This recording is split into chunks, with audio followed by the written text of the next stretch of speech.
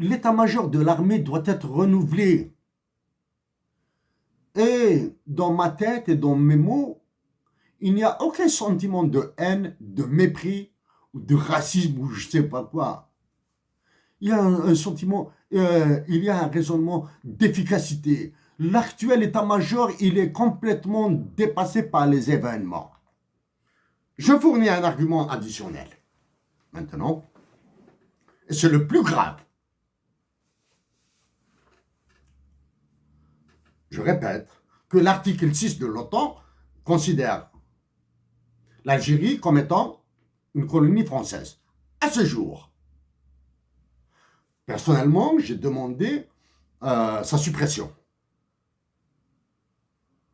J'ai demandé officiellement au secrétaire général de l'OTAN, avec une lettre au président des États-Unis d'Amérique et au secrétaire général de l'ONU, pour supprimer cet article infamant, insultant vis-à-vis de l'Algérie.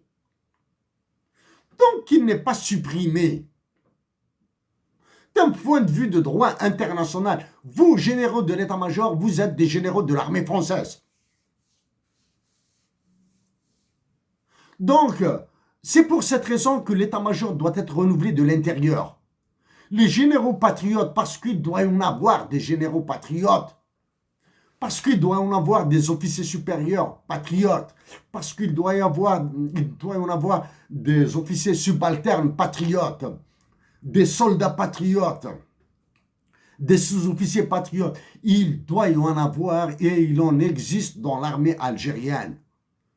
Simplement dit, merci à vous, c'est grâce à vous que l'Algérie demeure debout. Et grâce à la résistance de la nation algérienne qui résiste à toutes les souffrances. Qu'attendez-vous pour réagir? Vous êtes des généraux de l'armée française, là, hein, d'un point de vue du droit international. Article 6. Le pire. D'après l'APS, mes informations sont de l'APS, Algérie Presse Service, ou de sites officiels, tels que celui du Parlement. Je vais en parler après, là, les députés, là. Un député inconnu au bataillon a représenté l'Algérie au congrès des pays membres de l'OTAN et de leurs partenaires en Espagne. Un député algérien a participé au congrès des parlements des pays membres de l'OTAN et de leurs partenaires. C'est un député algérien. C'est-à-dire, d'un côté, vous êtes membre de l'OTAN, des assemblées parlementaires des membres de l'OTAN, c'est-à-dire, vous êtes l'Ukraine, vous êtes pour ce que fait l'OTAN partout dans le monde, vous êtes contre l'Ukraine. Vous devez vous positionner contre l'Ukraine. C'est la position officielle de l'OTAN.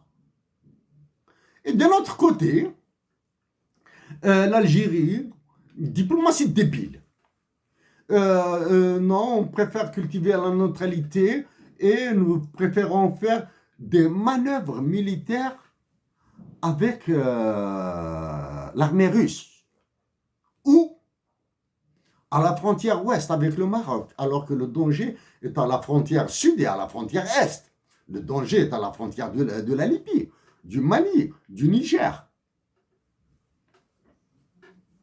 Avec un chef d'état-major qui continue à exister, à parler. Alors que ça devrait rentrer chez lui, c'est un chef d'état-major qui devrait rentrer chez lui il y a longtemps. Des généraux grabataires qui dépassent les 80 balais et qui continuent à se montrer. Oh. Un député qui a assisté à un congrès des parlements des pays de l'OTAN. Il va rentrer en Algérie, à qui est-ce qu'il va primer? Est-ce qu'il va primer? Ah oui, j'ai été en Espagne. Espagne, c'est ça. Espagne ou Portugal. Je pense que c'est l'Espagne. J'étais en Espagne, j'ai assisté au congrès des parlementaires, députés, j'étais avec ma cravate, etc., etc. J'ai visité Madrid, j'ai visité ceci et cela. J'ai eu des frais de mission pour 2 jours ou 3 jours, probablement de 3 000 euros. Et j'ai vu les élus du Congrès des États-Unis d'Amérique parler. Il a vu les élus du Congrès des États-Unis d'Amérique qui contrôlent l'OTAN de bout en bout. Il les a vus. Ah oui. Ah, il savait bien parler. Mais qu'as-tu dit? Est-ce que tu as dit que l'Algérie...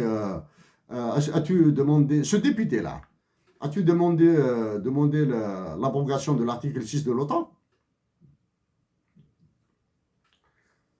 Si c'est la question de l'OTAN. Et non. Bien sûr, toute cette question de l'OTAN, des généraux, etc., il faut du moins, il faut la contextualiser. Hein. C'est-à-dire maintenant, ce qui s'est passé à Genève sur les droits de l'homme en Algérie, condamnation, on condamne à tort, on continue à condamner à tort et à travers en Algérie, on libère par là et on envoie une fournée par là. Je ne fais aucune différence entre les détenus d'opinion. Peu importe les divergences. D'ailleurs, pour la majorité d'entre eux, je n'ai jamais eu l'occasion de parler avec eux. D'excepter une seule fois pendant 2 ou 3 minutes, c'était en 2-3 minutes maximum.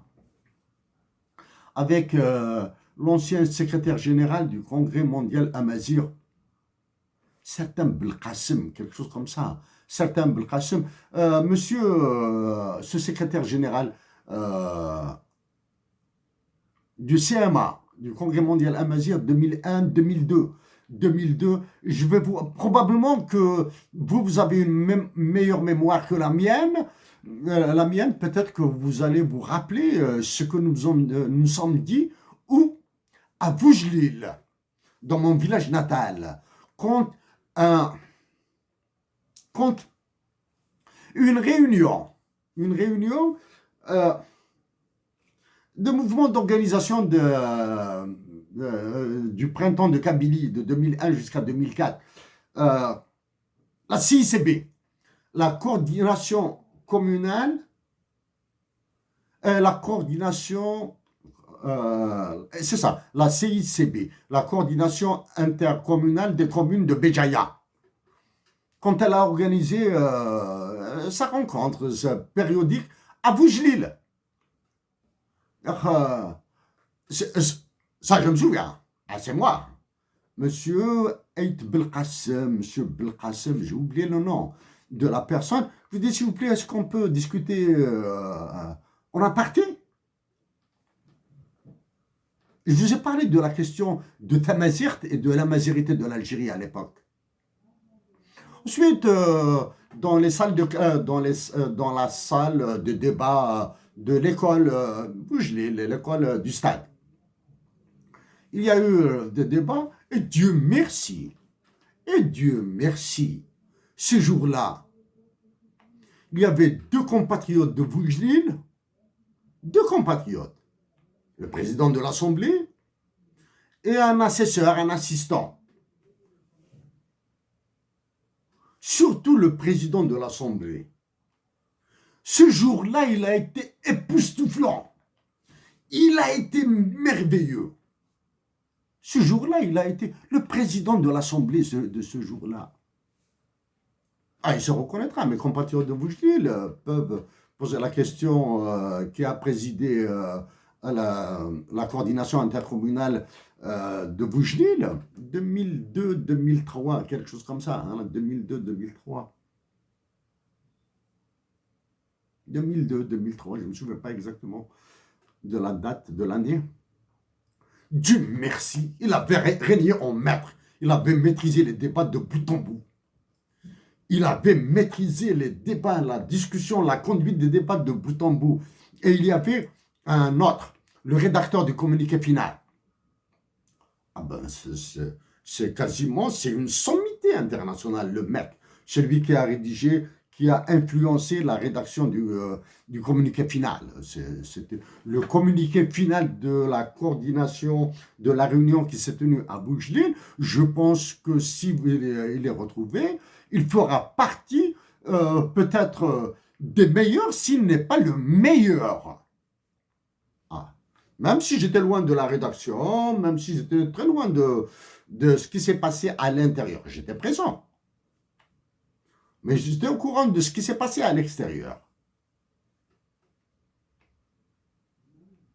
C'était... Dieu merci.